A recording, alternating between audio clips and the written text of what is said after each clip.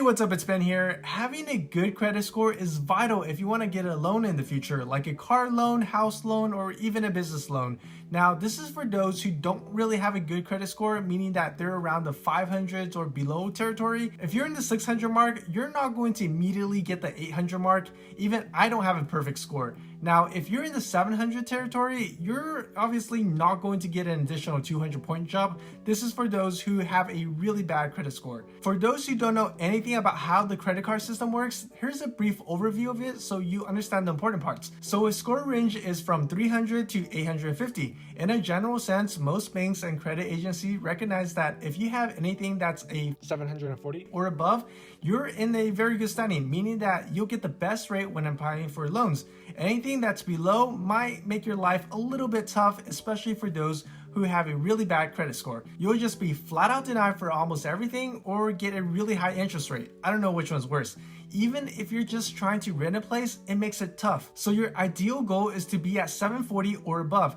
Even if you are slightly below 740, this video will help you, but not as much as someone who is in the 300 or 400 mark. So first off, you're not going to see a 200-point increase overnight. It's going to take a couple months to see a significant change. And credit agency does their reportings monthly, so you're not going to see a lot of change in a couple of days by implementing these techniques. You just gotta let your credit season and marinate for a bit to be better. The first thing you'll need to do is to get a credit report for yourself to see where you stand and what's causing you to have a low credit score. I'm assuming if you're watching this, you already know what your score is. That's why you're watching this. You don't need to pay for a credit report. There's a lot of free options out there. Plus, if you have a major bank credit card, they'll even have a place where you can check your credit score for free as many times as you want. Once you know the score, identify the area that you're being hit the most. There are 4 key areas you have to pay attention since it'll give you a significant boost when you fix them. But first, I'm going to go over the first 2 parts because they have a very high impact on your score. They are the late payments and derogatory marks.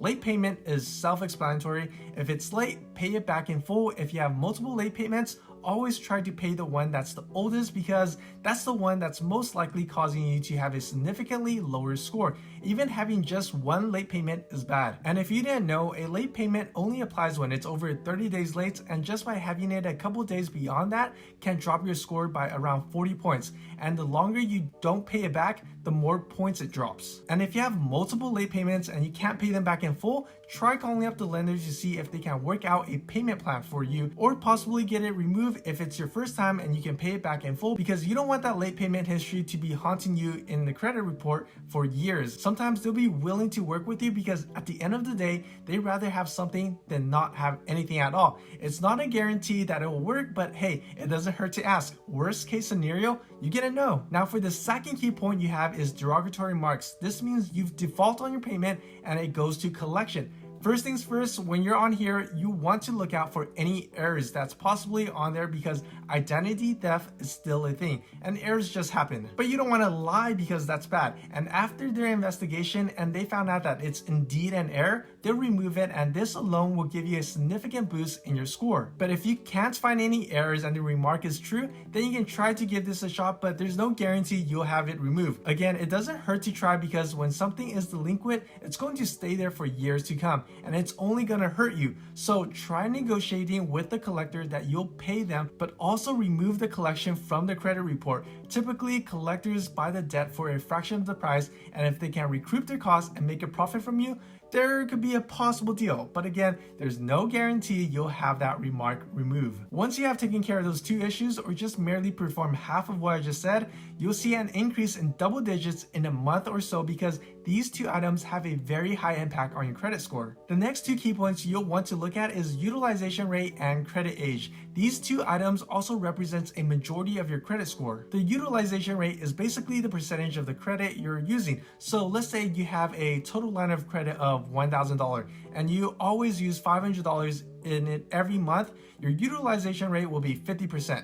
What you want to do is to keep that utilization rate below 10% because it lets the lender know that you're a responsible person and you're not abusing the card. And if you can do that, you'll see another double-digit increase in a few months. Then you have your credit age. Basically, it's how long have you had a credit card.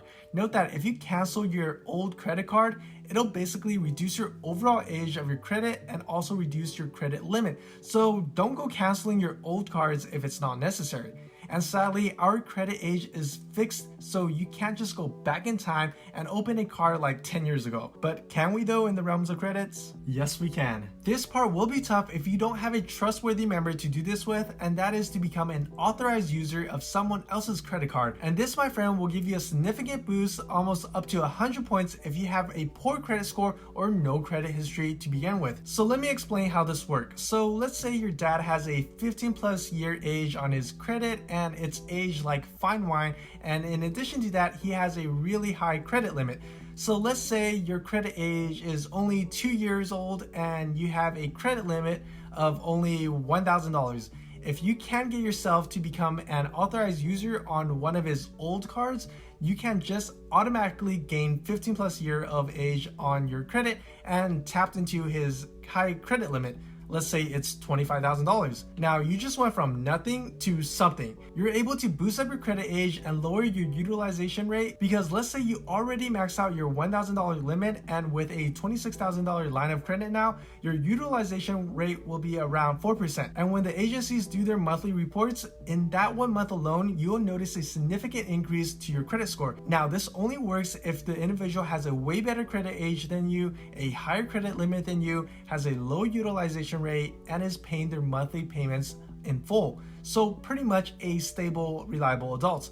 Plus, you'll have to get them to agree to let you become an authorized user. That's the tough part. Now, you might be thinking, okay, so I get so much of this benefit just becoming an authorized user. Won't their credit score get hurt because my credit score is bad? And the simple answer is no, you're just an authorized user. But if you start to become reckless and maxing out that $25,000 limit and no one wishes to pay that off, it's going to definitely hurt the primary cardholder. So that's why they might be a little hesitant just giving you access to a huge line of credit. Because if something like that does happen with their credit card, they're going to be responsible for it and not you. So if you could decrease your utilization rate and increase your credit age, then you'll get a significant boost in your credit score. Lastly, there's one more honorable mention. It doesn't have a huge impact on your credit score, but it'll give you a little bit more edge if you need it. And it's the hard increase, or aka the hard pulls on your credit. If you want to be in a good standing, have only 1 or 2 hard pulls within 2 years, but if you go over 5, that's considered poor. But it's only going to drop you a couple of points, and from my experience, every hard pull that I do drops my score between 3 to 6 points, and I have over 6 hard pulls within 2 years easy because I'm constantly increasing my credit limit, and because of that, my utilization rate drops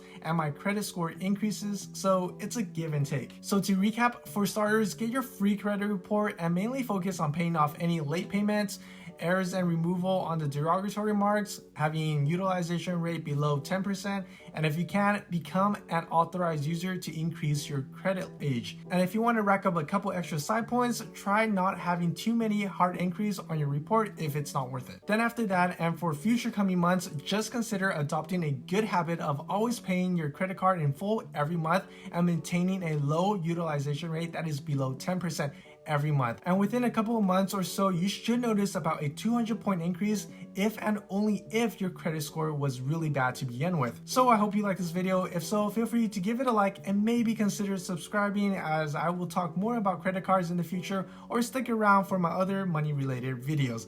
I'll catch y'all later.